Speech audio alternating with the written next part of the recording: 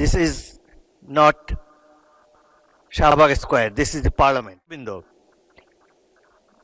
এটি নিয়ে 90টি বিল পাশ করা হয়েছে, একটি মাত্র বিল বাকি আছে, এবং এই বিলগুলো পাশ করার ক্ষেত্রে সরকারি দল এবং বিরোধী দল যে চমৎকার সমঝোতা দেখিয়েছে, এটাও কিন্তু সংসদীয় ইতিহাসে বিরল।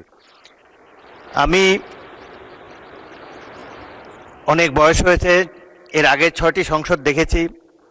এত সুন্দর পরিবেশ, সহযোগিতামূলক পরিবেশ আগে কোনো সংসদে ছিল না। এখানে পুরনো সদস্য মোহাম্মদ শাহজাহান এবং গাজী নজরুল ইসলাম আছে, তাদেরকে জিজ্ঞাসা করে দেখেন অতীতের সংসদগুলোর সরকারি দল এবং বিরোধী দলের মধ্যে কী ধরনের পরিবেশ ছিল, কী ধরনের মনোভাব ছিল, কী ধরনের তির্যক অশ্লীল বাক্য বিনিময় হতো। সেই তুলনায় অনেক ভালোভাবে এই সংসদে শুরু হয়েছে। এবং সর্বশেষে আইনমন্ত্রী যে কথাটি বললেন, আপনাদের যে আপত্তি, প্রয়োজন হলে এটারও তো একটা রিমেডি আছে।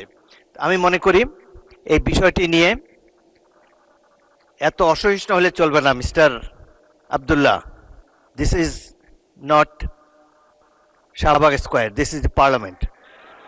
এখানে ধৈর্য ধরে অপেক্ষা করতে হবে, শুনতে হবে, আর মৌখিক কথাবার্তা খুবই কম। নোটিশ দিবেন, will adjudicate on the notices. এখন প্রশ্ন হলো, মাননীয় আইনমন্ত্রী যে কথাটি বলেছেন এটি পুনর্বিবেচনা করা যেতে পারে। আপনারা দরকার হলে নিজেদের মধ্যে আলাপ আলোচনা করে পরবর্তী অধিবেশনে একটি সংশোধনী বিল আনেন, সেটি নিশ্চয়ই সরকারি দল বিবেচনা করবে।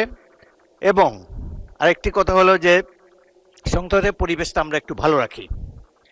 সংসদের চমৎকার বিভিনিং, এত বড় একটা জুলাই অভ্যুত্থানের পর এই সংসদ গৃহীত হয়ে এমন একটা ফেয়ার ইলেকশনের মাধ্যমে আমরা সবাই এখানে এসেছি।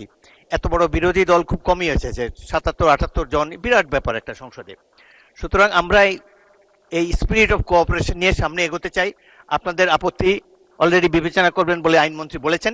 এ ব্যাপারে প্রয়োজন হলে আবারও বিলের সংশোধনী আনা যাবে। এই সংসদ 5 বছরের জন্য নির্বাচিত হয়েছে।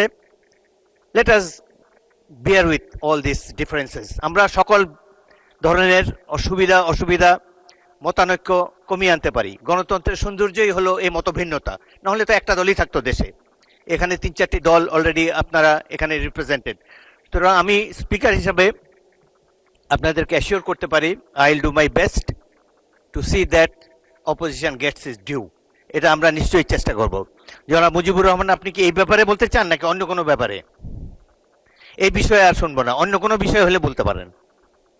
এই বিষয়টি তো মাননীয় আইনমন্ত্রী সমাধান করেই দিয়েছেন। এটা নিয়ে প্রয়োজন হলে পরবর্তীতে আমরা